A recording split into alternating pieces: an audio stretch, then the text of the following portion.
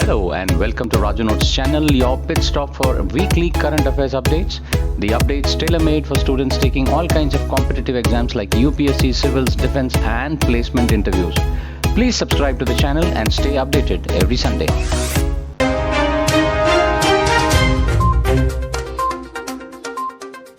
Prime Minister Narendra Modi was in Germany to attend the Group of Seven, that is G7 summit. Prime Minister spoke in two sessions that including environment, energy, climate, food, security, health, gender equality and democracy.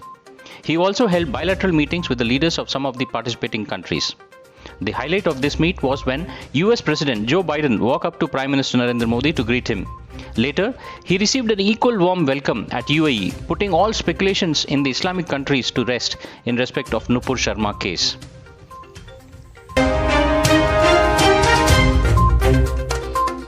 Due to the continuous efforts of Indian administration to have accountability in the news being shared on the social media, Twitter in India has banned the official accounts of Pakistan embassies in United Nations, Turkey, Iran and Egypt for their disinformation. In a similar move, Twitter had also withheld the accounts of Pakistan national broadcaster Radio Pakistan due to its false propaganda. This is exactly how a country should have some check on the social media, which India was harping from quite a few months, and we are happy to see that Twitter is now following the norms of the country. Sri Lanka cabinet has approved the draft bill on 22nd amendment to the constitution to empower parliament over the executive president. The 22nd amendment was originally named as 21A and meant to replace the 20A. The amendment was formulated amidst the ongoing economic crisis in the country, which also caused a political crisis. Sri Lanka is facing the worst economic crisis since independence in 1948, which has led to an acute shortage of essential items like food, medicine, cooking gas, fuel across the country. The street protests have triggered across the country over the poor handling of the economic crisis and lack of accountability to it. Protesters are demanding the resignation of President Gotabaya Rajapaksa. T-Hub is a Hyderabad-based startup ecosystem enabler by facilitating collaborations between startup, venture capital firms, corporates, governments and academia. T-Hub today announced the inauguration of the world's largest innovation campus in Hyderabad. The innovation campus will act as a platform to elevate the stature of the India's innovation ecosystem globally. T-Hub will further empower the thriving startup ecosystem and support the entrepreneurs in their growth journey by providing them with access to 6 M's, that is, mentors, market, motivation, manpower, money and methodologies, and also 2 P's, that is, partnership and policy. The ban on single-usage plastic, that is called as SUP, by the centre in order to reduce the plastic wastage comes into effect from 1st July. Single-use plastics are usually items that are discarded after being used only once and does not go for the recycling process. These kinds of plastics are often not disposed for appropriately and cannot be recycled as well. Since the disposable plastics are petroleum-based, they are difficult to recycle. Furthermore, there is a finite number of items where recycled plastic can be utilized. So, the new list of items included in the present list of banning are balloon sticks, cigarette packs, cutlery items including plates, cups, glasses, forks, spoons, knives, trays, earbuds with plastic sticks, sweet box, candy and ice cream sticks, invitation card, polystyrene for decoration, PVC banners measuring under 100 microns, plastic flags, straw and packaging films. This is to reduce the plastic pollution in the country. Turkey got what it wanted from Sweden and Finland before agreeing to back their drives to join the NATO defense allies as per President Tayyip Erdogan. If you recollect, in the last session we had discussed how Turkey, the erstwhile Turkey, present Turkey, was putting a veto for these two countries to join NATO because it was trying to take a mileage out of these two, and finally this week it has succeeded. We all know that Turkey is under presently FATF grey list, and also it has got some sanctions from US. So it has probably now come up with a new term saying that the two Nordic countries have agreed to cooperate fully with Turkey in its fight against the PKK and other Kurdish militant groups. They have also agreed to lift their embargoes on weapon deliveries to Turkey, which were imposed in response to the Ankara's 2019 military inclusion into Syria.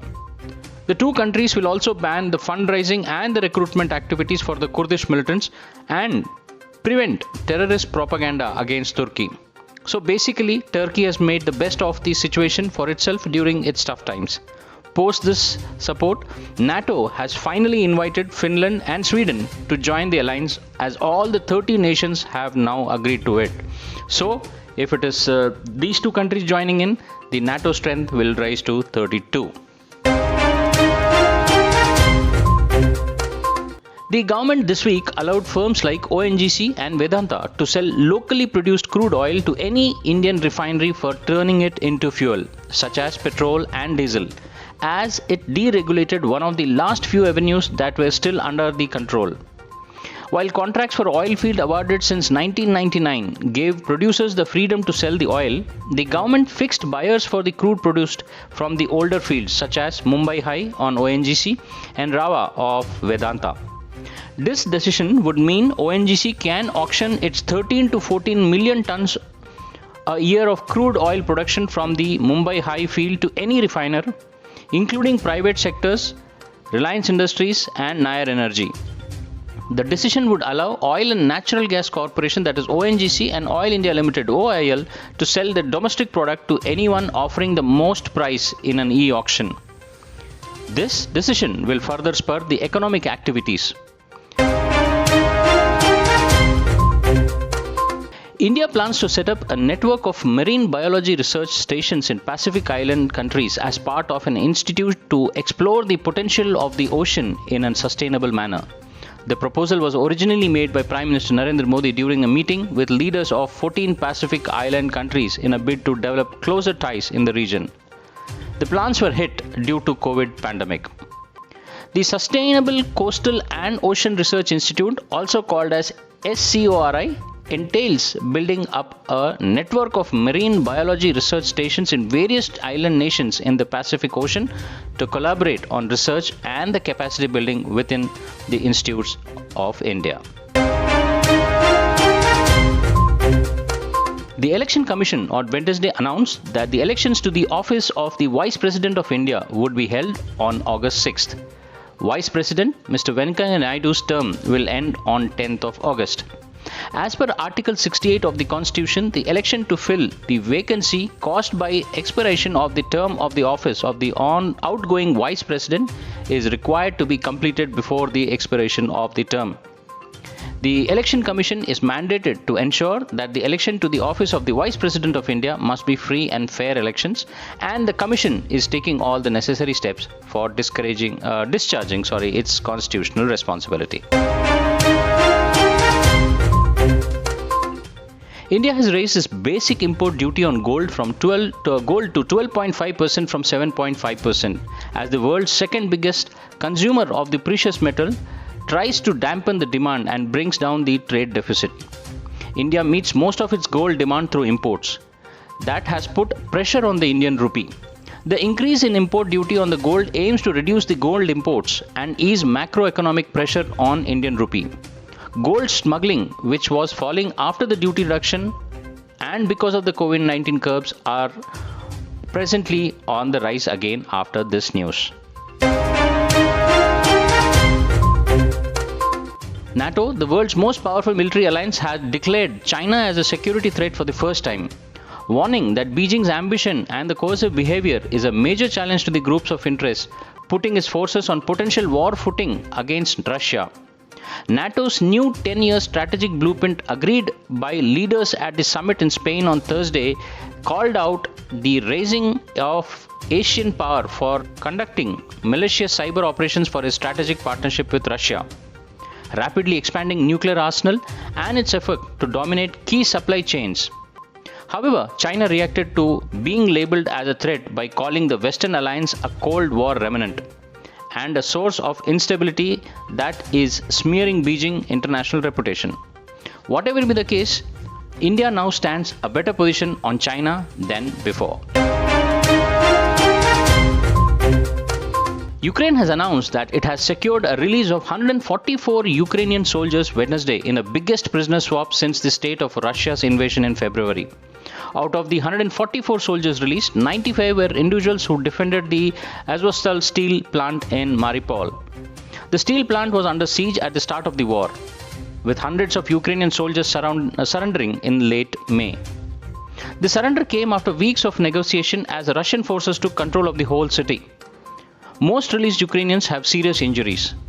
This is one of multiple prisoner swaps that have occurred between Ukraine and Russia during the war. The United Nations have accused both Russia and Ukraine of mistreating prisoners of war since February. Russia has also been accused of multiple war crimes violation with evidences that they are targeting civilians. If we have noticed, this war is at no way at the closing doorsteps. It is going to prolong, and I really don't know, because the intention and aim of war is still not clear as to what the Russian side still wants. The 15th annual pilgrimage to Amarnath cave shrine, which remained suspended for past 3 years, began from June 30th. The 43-day holy pilgrimage commenced on June 30th with all COVID-19 protocols in place and culminates as per the tradition on the day of Raksha Bandhan. In 2019, the Yatra was cut short ahead of the centre's move to revoke J&K's special constitutional position in August. May God bless us all. The Defence Research and Development Organization DRDO successfully carried out the maiden flight of the autonomous flying wing technology from the aeronautical test range in Karnataka's Chitradurga on Friday. In a major success towards developing unmanned combat aircraft, the maiden flight of the autonomous flying wing technology demonstrator was carried out successfully. The aircraft operated in a fully autonomous mode. The aircraft exhibited a perfect flight, including the takeoff, waypoint navigation and smooth touchdown. This flight marks a major milestone in terms of providing critical technologies towards development of future unmanned aircraft, and is also a significant step towards self-reliance in such strategic defense technologies. It is powered by a small turbofan engine. The airframe, the undercarriage and the entire flight controls and avionics systems used for the aircraft were developed indigenously. Research engines Google has decided to delete users' location history when they visit abortion clinic, domestic violence shelter and other places where the privacy is sought. The particular update comes days after US Supreme Court overturned the landmark 1973 Roe vs. Wade ruling that recognized a woman's constitutional right to an abortion and legalized it nationwide, handing a momentous victory to the Republicans and religious conservatives who want to limit or ban the procedure. This news is particularly important to note that what information in one particular person's hands can do, and it's a double-edged weapon. Therefore, moderation on such powers, especially the social media, are required to an extent for a democratic country. What do you feel? Do let me know in the comments below.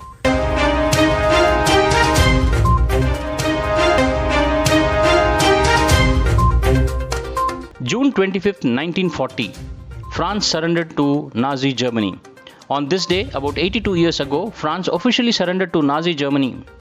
Adolf Hitler was an ordinary soldier when his fatherland Germany was made to sign a humiliating armistice at the end of the First World War. 21 years later, the swastika fluttered onto the palace of Versailles. The Chancellor Hitler made France surrender at the exact same spot and in the exact same insulting manner. Hitler's face that day was on fire with scorn, anger, revenge and triumph. June 26, 1975, Indira Gandhi imposes national emergency. On this day, 47 years ago, the very roots of Indian vibrant democracy were shaken as the Prime Minister Indira Gandhi took to All India Radio to announce the imposition of national emergency. As a result, the fundamental rights and civil liberties were suspended.